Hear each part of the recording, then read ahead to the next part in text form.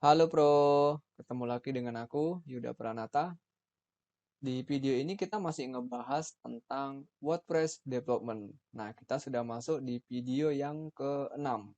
Di video yang ke-6 ini kita akan mulai mengenal jenis-jenis website yang ada di internet. Nah, tentu kalau kita pecahkan satu-satu, itu ada banyak banget jenis-jenis website. Tapi di sini saya akan menampilkan jenis-jenis website yang umum, yang banyak di internet.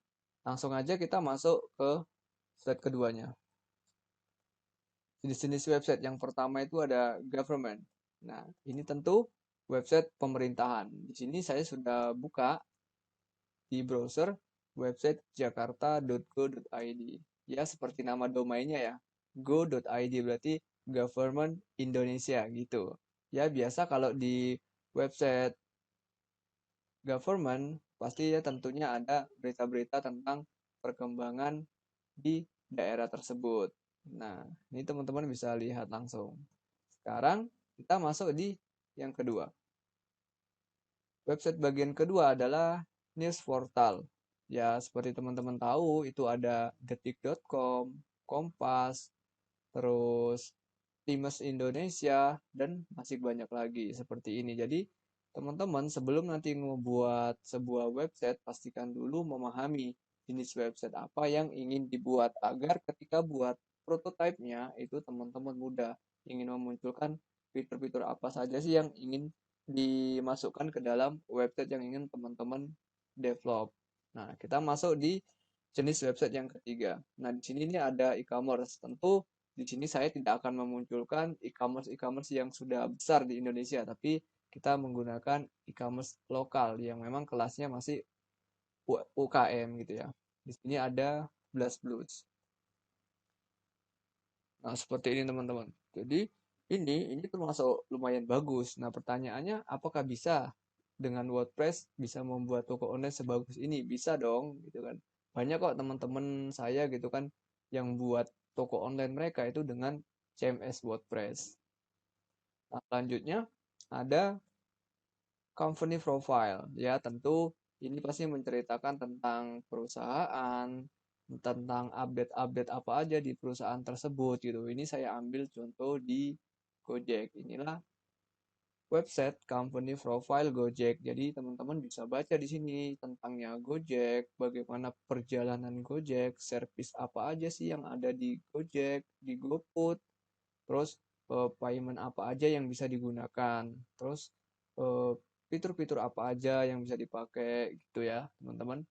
Selanjutnya ada website blog. Nah, ini tentu-tentu teman-teman sudah tidak asing lagi dengan namanya website blog. Ketika teman-teman searching contoh cara membuat bisnis model gitu, contoh diketik di browser gitu kan, pasti banyak yang muncul-muncul website-website yang membuat artikel tentang membuat bisnis model. Di sini saya contoh website blog dari Petani Kode.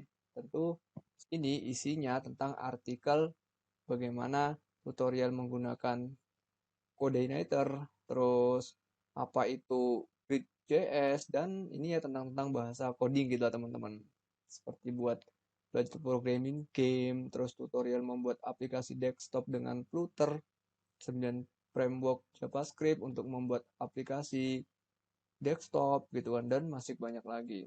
Nah, selanjutnya masuk di website portofolio. Nah, ini untuk teman-teman yang nanti yang ingin membuat website portofolio, misalkan contoh teman-teman ini mau bergerak di bidang jasa gitu kan, otomatis kan ada klien-klien yang udah pernah memakai jasa teman-teman, teman-teman minta izin untuk diposting di websitenya untuk dijadikan portofolio. Di sini saya ambil penyedia jasa layanan website.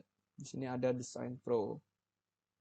Ini website portofolio mereka. Jadi inilah hasil-hasil kerja yang udah mereka kerjakan. Di sini ada yang udah pakai. Nah, itu. Nah, selanjutnya. Nah, yang terakhir ada landing page. Nah, ini landing page ini agak ini ya menjadi perdebatan gitu. Sering bilang apa sih bedanya landing page dengan website? Emang website sama landing page itu beda gitu ya. Jadi ini pertanyaan yang banyak sekali. Jadi di sini akan kita coba kan kita satu frekuensi dulu gitu ya memahami apa itu landing page. Nah, kalau versi saya menjelaskan landing page secara sederhananya adalah seperti namanya gitu kan. Landing page berarti halaman mendarat gitu kan. Jadi ketika ada visitor atau user atau traffic mengeklik sebuah link yang kita sebut sebagai CTA, call to action, dia itu akan mendarat kemana. Jadi contohnya kita ketikkan di sini, coba kita klik di browser itu, contoh beli parfum dia, maka Google akan menyarankan toko-toko atau artikel apa sih yang ngebahas tentang parfum. Nah, di sini kebetulan ada ini jatura.com. Di sini coba kita klik ya. Kita akan dibawa kemana ketika kita tadi mengklik link tersebut. Kita lihat di sini. Nah, di sini kita langsung dibawa ke halaman di sini. Nah, inilah yang disebut dengan landing page gitu. Berarti mereka ingin menonjolkan halaman ini yang dijadikan landing page. Padahal kalau kita buka domain utamanya, maka yang muncul biasanya itu beda. Kita enter. Nah, yang muncul seperti ini. Inilah halaman depannya. Jadi, mereka tadi ingin mengiklankan ke halaman produknya. Jadi, halaman produk itu yang disebut dengan landing page. Lagi-lagi, landing page itu bukan hanya dalam bentuk website saja. Bisa jadi itu WhatsApp admin. Jadi, ketika mereka mengiklan, lalu diklik CTA-nya, mengarah ke link admin. Lalu bisa juga ketika kita pasang ads gitu atau iklan berbayar, kita arahkan ke profil Facebook kita atau profil Instagram kita. Itu juga bisa disebut sebagai landing page. Jadi teman-teman di sini harapannya udah mulai memahami nih apa nih sebenarnya yang dimaksud dengan landing page. Jadi kalau kita bulatkan lagi, website itu adalah keseluruhan isi website.